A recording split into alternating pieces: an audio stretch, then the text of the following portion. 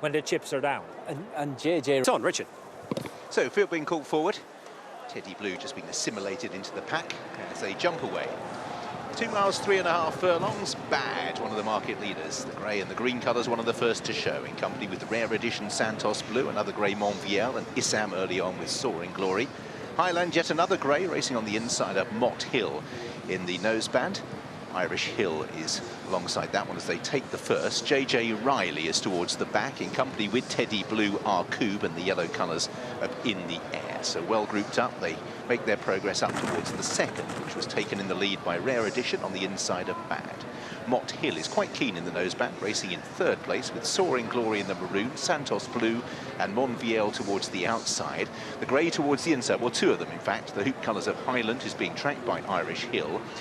Giant Ostend is in mid-division, wide out in company with Issam.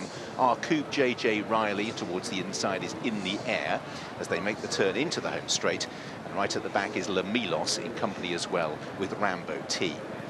So Rare Edition it is, who's got a definite advantage on the run towards the third. Rare Edition under Harry Cobden, leading by 2 lengths from Highland. Then Mott Hill, Bad and Monvielle as they all stepped over that. Monvielle travelling much better than he did over fences and furtled that fluently, so he seems to be enjoying his return to the smaller obstacles. Irish Hill on the outside of Teddy Blue, Soaring Glory alongside those with Ostend, Arcoob in the blue and pink. Santos Blue has lost a couple of places, didn't take that too well either. Rambo T and Issam towards the outside, then in the air JJ Riley and Le Milos is last.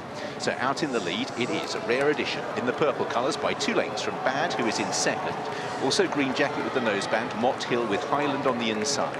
Outside from Monvielle, then on the inside, Irish Hill of Soaring Glory, Ostend and Issam as they're well grouped at that bunch in midfield. Behind these is Rambo T with Arcoob, Santos Blue, JJ Riley racing on the outside of In the Air, and Le Milos is at the back of the pack. They are well bunched here, and Rare Edition, who got out clear of the attentions of Bad after jumping the first obstacle, still has that advantage. From in second, Mott Hill and Bad, then Highland with Monvielle towards the outside of Irish Hill as they take the first, moving away from the stands. Soaring Glory's in midfield in company with Ostend. Rambo T towards the outside at this stage. Teddy Blue is towards the inner. Orange sleeves with the white sheepskin noseband with Arcoob. Santos Blue still towards the back with Le Milos and In the Air. Racing towards the next flight of hurdles, which they all pop over okay. Issam was a bit slow, and JJ Riley just caught in the backwash there, as Rare Edition has been joined by what is now Mott Hill, the green colours on the outside. So Mott Hill on the outside of Rare Edition as they run downhill. A Bad comes next ahead of Irish Hill on the outside of Highland, and that trio of greys completed by Monvielle.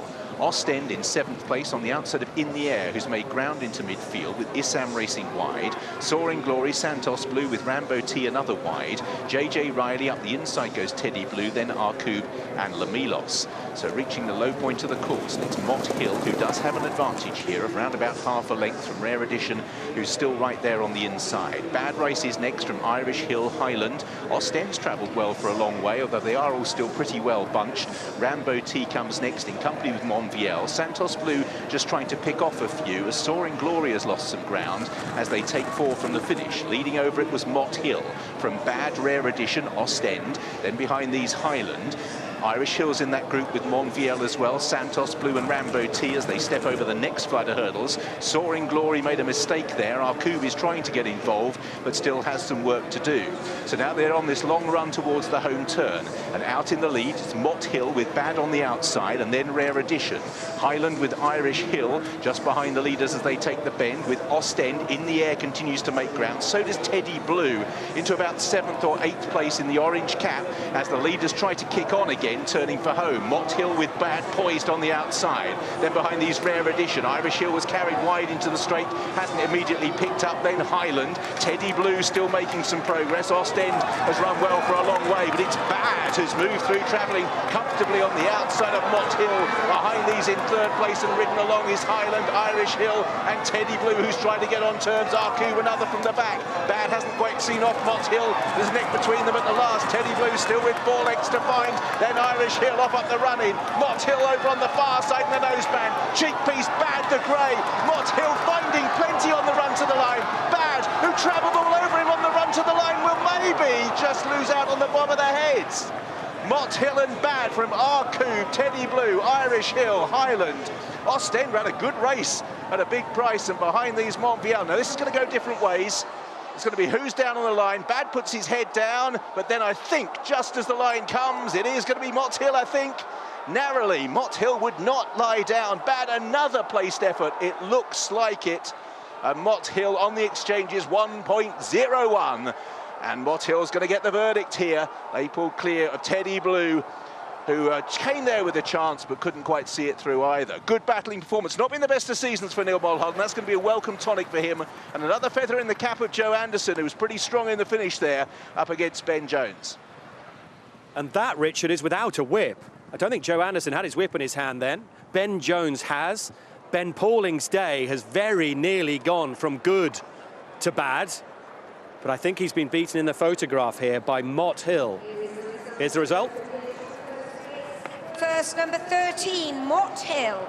Second, number 14. Mott Hill does win for Mr. 16, J. Gray, Neil Mulholland, and that man, Joe Anderson, who's definitely got no whip in his hand. Didn't need it. And a lucky number 13. Lucky for some, it's lucky for Joe today. The second's well named, though. Well, Bad looked like he had every chance here.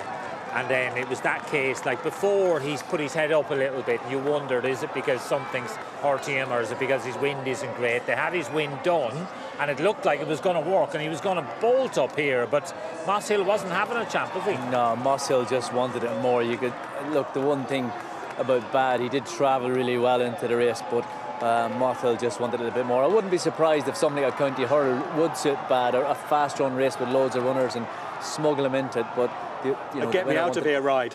Yeah, he got beat 4 times at Cheltenham Mine, but the second horse, Bad, definitely that sort of race would suit him, but Mott Hill was a game winner. Joe Hill, you looked a bit bemused after that, but good performance. Did you think you got up? I was confident enough on the bob, but then when they took so long to call it, I was a bit like, oh. But what a genuine horse.